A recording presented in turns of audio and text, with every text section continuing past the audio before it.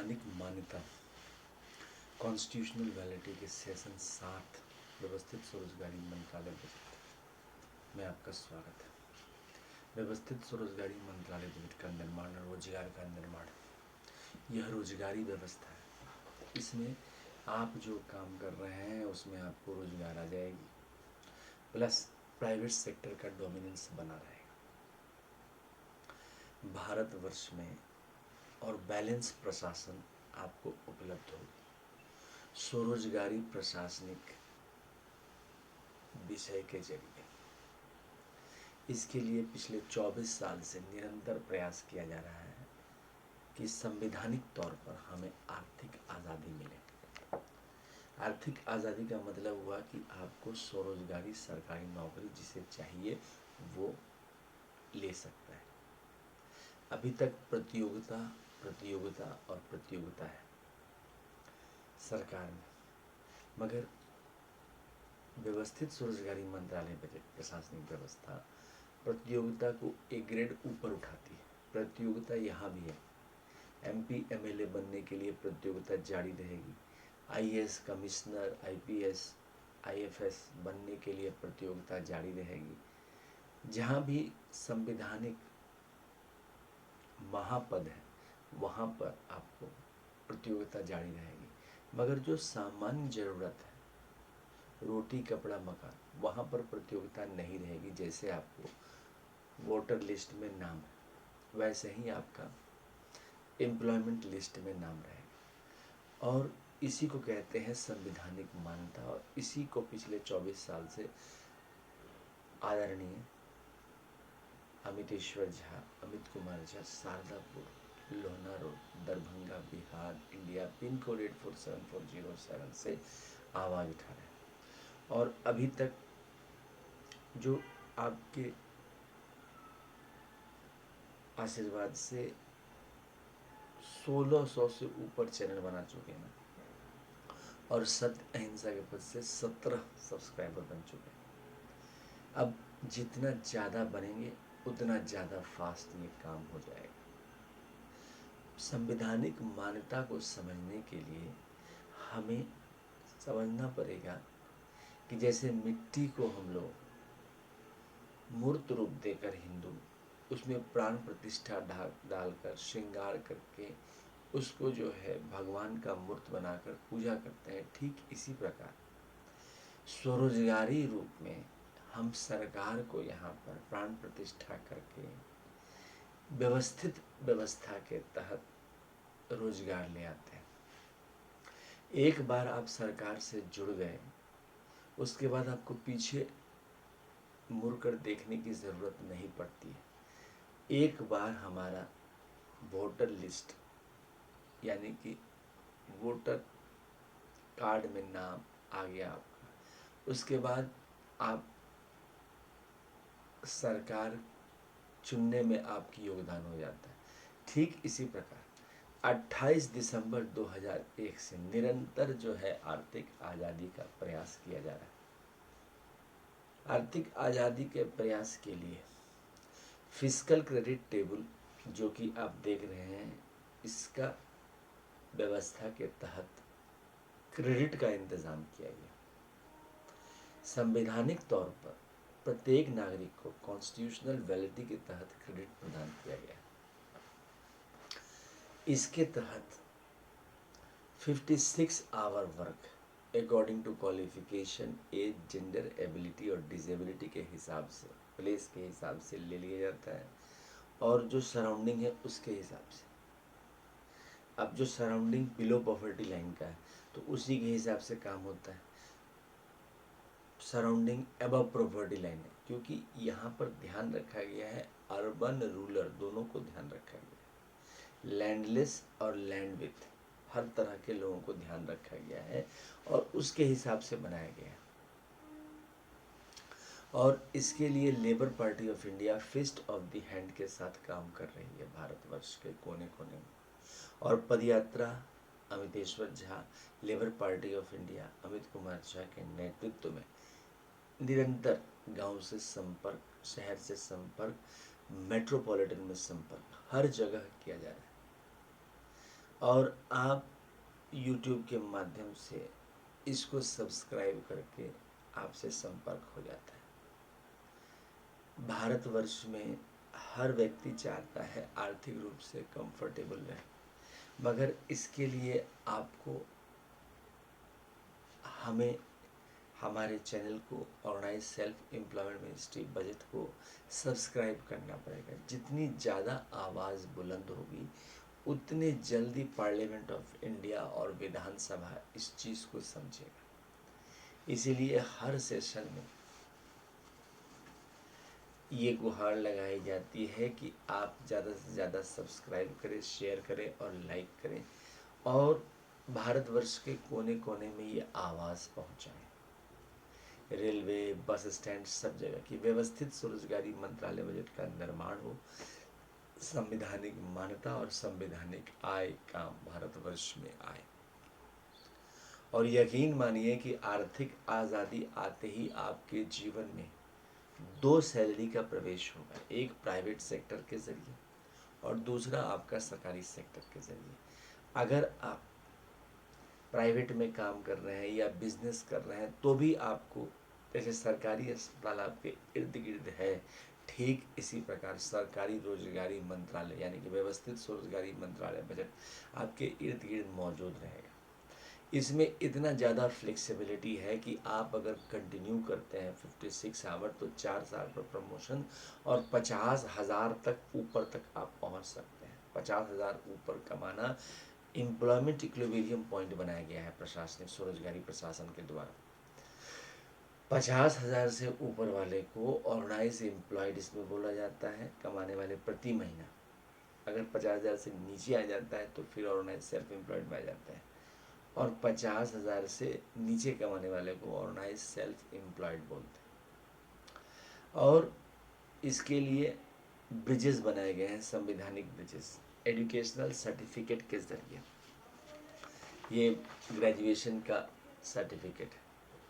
अगर एक व्यक्ति ग्रेजुएट है तो यहाँ पर 7,500 प्रति माह प्लस 56 आवर वर्क करके अपना पैसा आगे बढ़ाते जाता है और इसी डिग्री को 10 बार प्राप्त कर ले, मतलब कि सब्जेक्ट विषय चेंज हो जाएगा। इसके लिए व्यवस्थित स्वरोजगारी मंत्रालय बजट यूनिवर्सिटी बनाया गया है और उसके मेंबर आपके ऑफिस में मौजूद रहेंगे।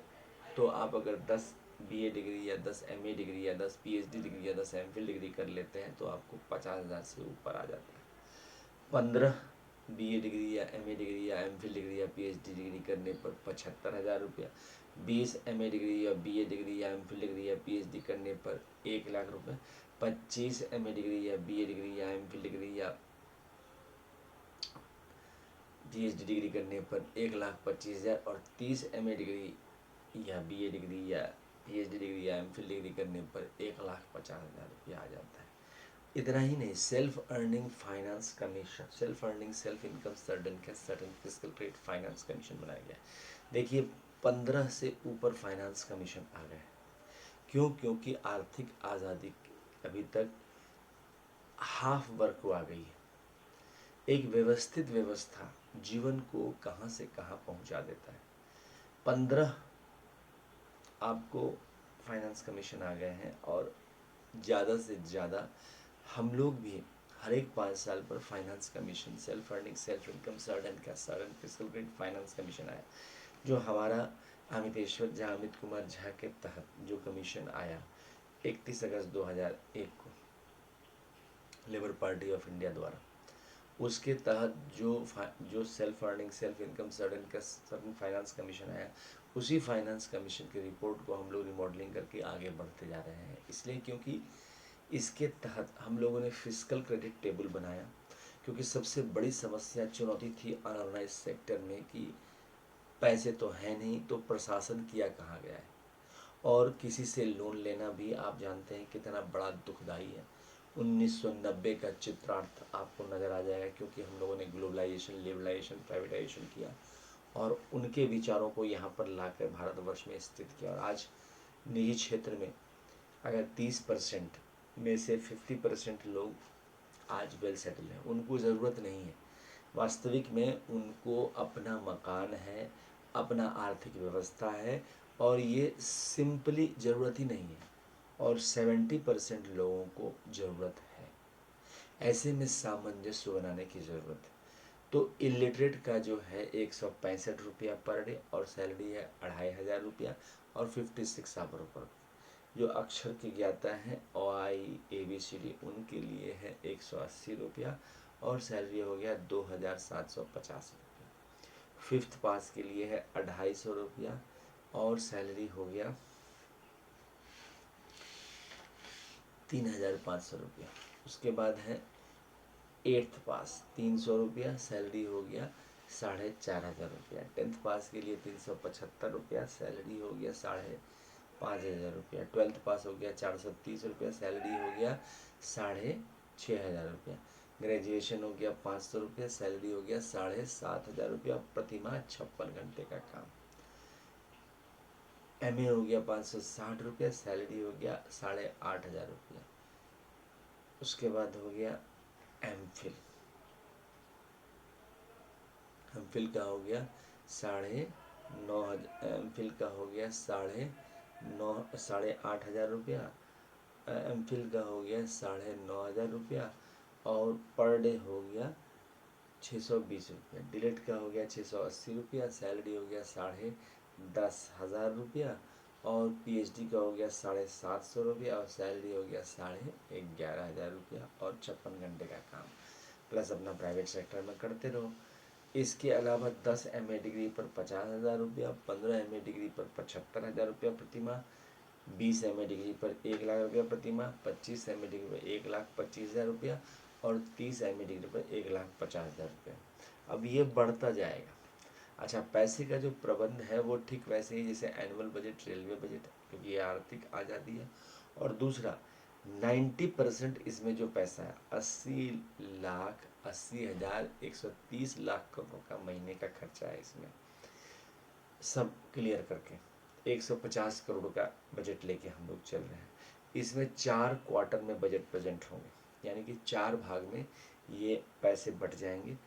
जनवरी, फरवरी, मार्च एक क्वार्टर, अप्रैल, मई, जून सेकेंड क्वार्टर, जुलाई, अगस्त, सितंबर थर्ड क्वार्टर, अक्टूबर, नवंबर, दिसंबर फोर्थ क्वार्टर। अब इसमें से फिर आपको पैसे मिल गए।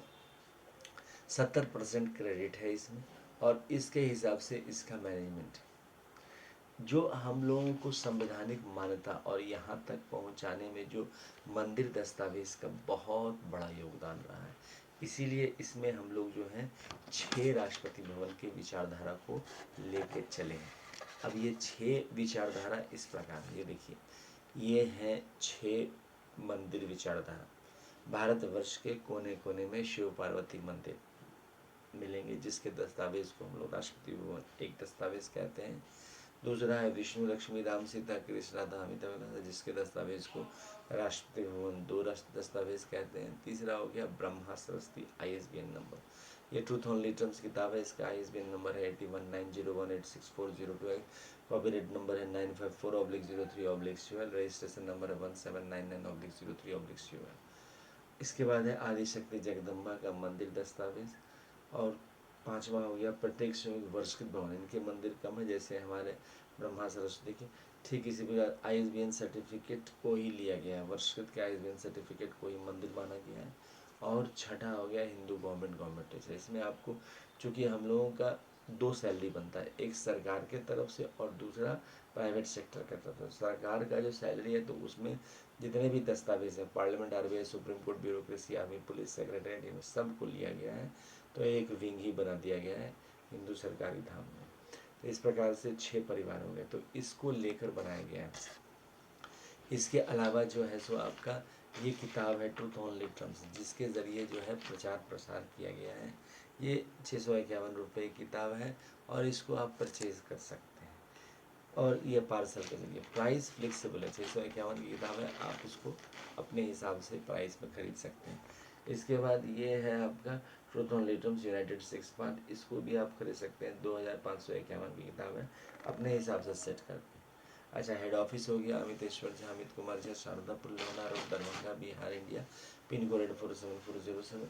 अच्छा, mobile number, WhatsApp number OSMB office number 6397360717 from India, और ईमेल एड्रेस हो गया OSEMBoffice2001@gmail.com। दूसरा हो गया labour party of India office 2001@gmail.com। तीसरा हो गया ओम नमः शिवाय पब्लिकेशन ऑफिस @gmail.com। तो सब्सक्राइब करें इसको। धन्यवाद।